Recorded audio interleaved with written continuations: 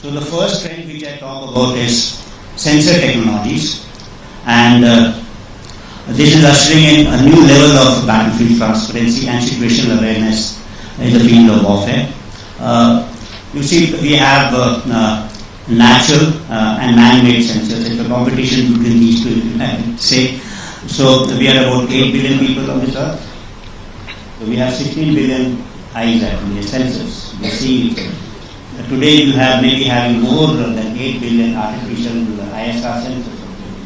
All of us having a mobile phone, which is your camera, your laptop, iPad, etc., which is got a sensor. There are a large number of cameras over here. There are sensors on this group which are capturing those images. You go outside on this road, there are a number of sensors over here. There are sensors deployed in air, there are sensors deployed in space, there are sensors deployed undersea, there are sensors deployed. So it's not only the range of sensors, but the deployment of sensors is much more than what natural way you can do it. It's also the type of sensor. We only had, say, 5 sensors, that is touch, hearing, smell, vision, and taste. That's all. But today the kind of sensors we have is seismic, chemical, biological, optical, SAR, infrared, LN, AIS, acoustics, ultrasonic, magnetic, electromagnetic, quantum, atomic, radio frequency. So we have overtaken nature actually. In numbers, quality, deployment, all everywhere. What is this going to lead us to? This is going to lead us to absolute transparency. So today, there cannot be anything like surprise in battlefield. It's everything local. And second thing, I think today, when we talk about if there is no surprise, then the only way you can do it by deceiving. You will have to think of different kind of techniques in warfare. The second trend, I think, is related to speed, velocity, I call it celerity, and this segment is driven by advances in hypersonics, whether it is guide or cruise. We saw that BrahMos missile at 2.8 Mach. We will have today missiles at 10, 7, 8 Mach flying. We also have fractional orbital systems. Along with this, what's happening is stealth technologies are coming in. So it becomes very difficult to detect. In any case, you start having drones which are very, very small, and you can have drones in swarms. So there is no radar systems which are actually made to track large aircrafts moving at reasonable speed of 1 or 2 Mach. Then you have one and hypersonic weapons which are following different kind of trajectories, and on the other hand you have drones which are as small as this. And this also, there is no radars which can actually track it, and then you can move it in swarms, etc. So what's happening is all this in combination, lower radar signatures, high speeds, and intelligent routing, etc., are making these kind of threats invisible, inaudible, undetectable, and hence untargetable. So you are kind of vulnerable everywhere. So on one end we can see the range of this action. So what you are introducing is kind of non-linearity, ultimate form of non-linearity. You can have a contact battle like 1 or 2 kilometers, and then you can have a battle which is being fought at 300 kilometers or 250 kilometers. So that's the kind of unlinearity, and with impunity you can do it.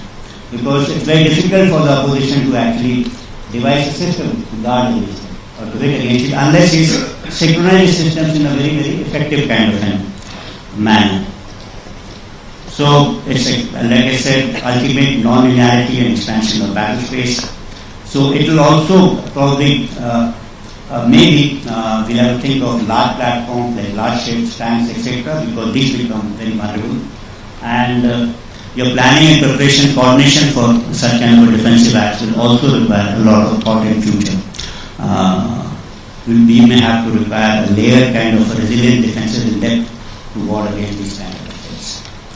The third important trend which I see is something to do with robotics and automation.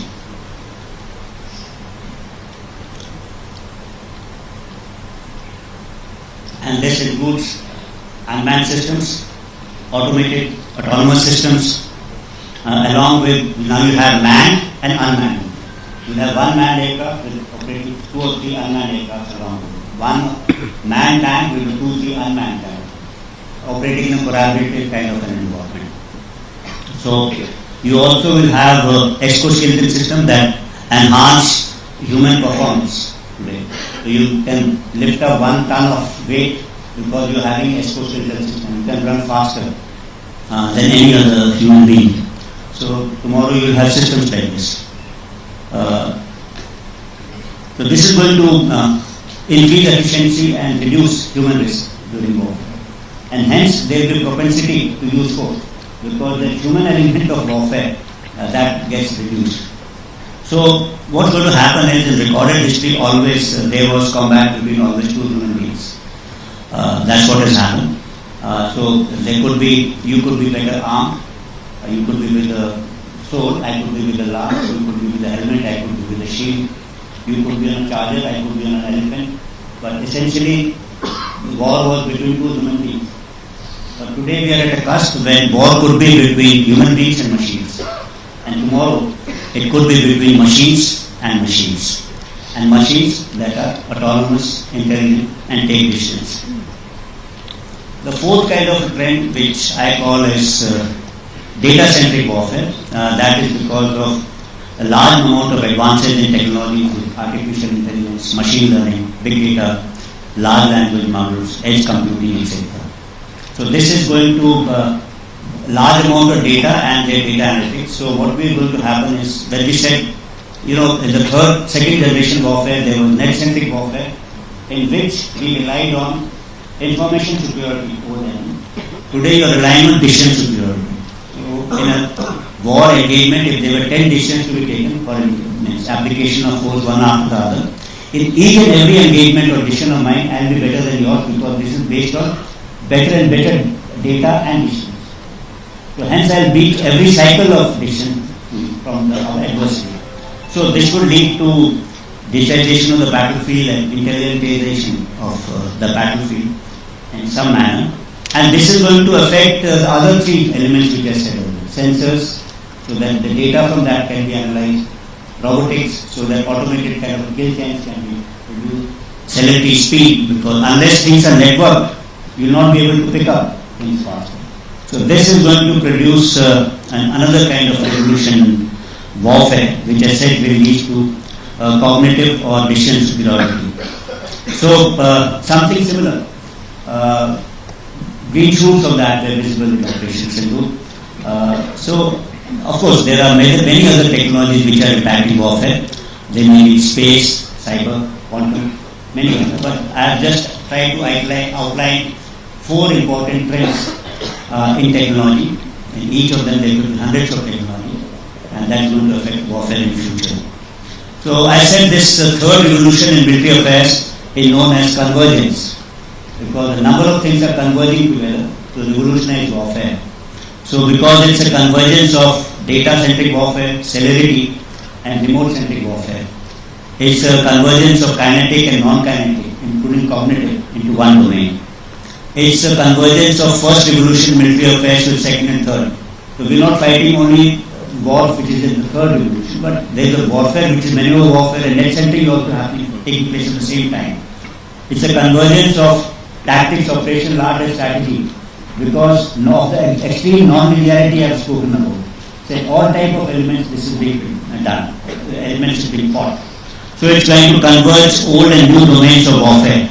When I say new domains in cyber, space, electromagnetic spectrum, cognitive, with old domains like land, sea and maritime domain. Going to converge time and space, both of them. So these are the kind of changes we may foresee in the future. And along with that, what did we see? Did we see elements of this or green shoots of this in Operation Sindoor? Yes, and to us I would say that this was the kind of first non-contact warfare which we fought. We didn't see each other. We saw it as either as radars or at different ranges, except for what was happening on the line of control. And it was a mix of kinetic and non-kinetic. When I say non-kinetic, that happened in the information domain, that happened in the cyber domain, and of course there was a kinetic operation where destruction was being caused to each other. It was also non-linear in nature. So there is something happening on the line of control and something happening as far back as Noor Khan or Sargodha. So at huge distances from the border, and simultaneously, non-linearity. It was networked. Means at least the defensive part of it. You must have read about it, that we had networked our air defense architecture, the Air Force and Army, and the maritime air defense architecture, Trigun, Akash, and high-level CS input, so that they could give one comprehensive kind of a picture. So you can provide a layered kind of view. So better information, faster information available to our side. We had also tried to kind of network a counter US system, which was countering drones. Not so much, but some kind of in this 7, 10, 15 days we were able to do that. So that I think it was also multi-domain. The first time we were using warfare was in maritime, land, air, cyber, space, electromagnetic spectrum. Means all this electronic warfare battalions which are deployed, which are said counter US system, they are able to negate that kind of threat which is coming in from Pakistan. So this was happening there, and some green shoots are even an intelligent kind of warfare. So how AI can be used to do some kind of a predictive analysis. So this was happening, and last but not the least of combat, I said the fourth element. The fourth element I talked about tactics and strategy, how that getting affected. That's about I have spoken about in parts. That's about demassification of the battlefield. And yet integration of capabilities. It's leading to ultimate non-linearity and defenses in depth. I have spoken about vulnerability of large platforms and establishments, and I have talked about the importance of reception over surprise. So these are the kind of changes which we'll have to live with in future. In my concluding remarks, I can only say that Operation Sindoor created a kind of a history of sorts as far as air warfare is concerned. Successful operations were carried out against an adversary which was almost equally massive. It is not operations against an adversary which had no air force or no air defense was the shot. It was against an adversary, and against that, if you are able to carry out relentless operations deep inside with precision and offensive in intent, I think that was a big achievement, and we were able to penetrate those air defense networks with impunity and at will. So history, because I am saying this is because exhibition of this particular superior air power was demonstrated against someone which already had a good capability. So that was all I had to say about future warfare and wars. I hope you get a fair idea as to how warfare is evolving, and this particular preparedness of the armed forces is first about by thinking. We should be able to understand where warfare is going so that we can change your tactics, get your equipment profile right, understand, have your organizational structures right, have your doctrines and concepts right. So in this particular thought process, in this whole, it's not the job of only armed forces, people like me or this young generation who will be doing this probably after 5 or 10 years. It's also the role of veterans, like you. Everyone is the whole of nation to understand where we are evolving, what's happening, so that we are better prepared as a nation to take on these kind of challenges. Thank you everyone for this patient hearing. Thank you, sir. Now I will take on the question.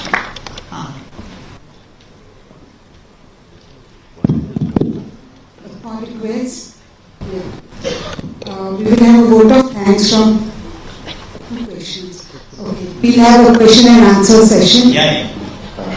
Due to paucity of time, we will receive two questions from the Department of Defense Studies student. One is from this side and one from this side. So girls, anyone from this side? Yeah. Hello. Good afternoon, sir. Thank you for your insightful lecture on future wars and warfare. So my question is, what are the losses incurred or experienced by Pakistani side during Operation Sindoor, and from this, what can be the potential strategic insight we can draw for future conflicts and the evolution of warfare, sir? Very nice question. You know, when I was asked about losses on our side, I said these are not important. The results and how you act is important. So it would be not very correct to talk about losses. Means numbers, etc. Means I'll give a detailed kind of an answer on this.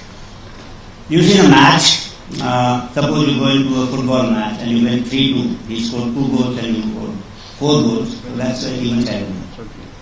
But suppose you go on in a test match, cricket test match, and you win by any defeat, then there is no question of how many wickets and how many balls and how many players. It's an any challenge.